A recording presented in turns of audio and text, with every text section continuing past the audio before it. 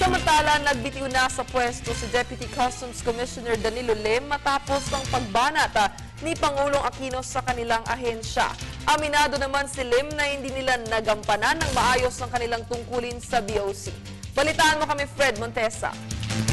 Matapos ang pambabanat ni Pangulong Benigno S. Aquino sa Bureau of Customs sa kanyang ika-4 na State of the Nation address, nagbitiw si Deputy Customs Commissioner for Intelligence Danilo Lim sa kanyang pwesto na aminado na nabigo ang kanilang ahensya na gampanan ang kanilang tungkulin.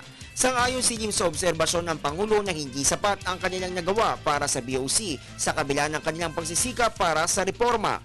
Matatandaan sa talumpati ng Pangulo, tinawag niya ang customs bilang isa sa mga incompetent government agencies dahil umaabot sa 2 piso ang nawawalang kita ng pamahalaan dulot ng hindi pagkakasupil sa talamak na smuggling sa bansa.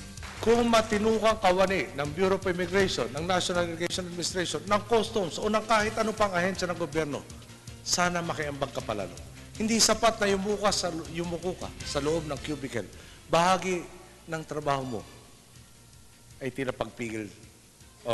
Bahagi ng trabaho mo ay ang pagpigil sa mali. Nasa tama kayo. Kaya huwag po kayong magtago. Padaliin ninyo ang pagnanais kung mahanap kayo. Paangatin ko kayo ng paangatin upang ibandila ang inyong mabuting ehemplo at mabago na ang maling kultura sa inyong mga naturing ahensya. Sa ngayon, wala pang report kung tinanggap o tinanggihan ng Pangulo ang kanyang pinadalang resignation letter kay Executive Secretary Paquito Ochoa. Bago ang pagbibitiw ni Lim matapos ang pambibira ng Pangulo sa BOC, si Customs Commissioner Rupi Biason na nais niya magbitiw sa pwesto. Ngunit hindi ito natuloy matapos ihayag ng Pangulo na may tiwala pa rin siya sa kanyang liderato. Para sa Telebisyon ng Bayan, Fred Montesa.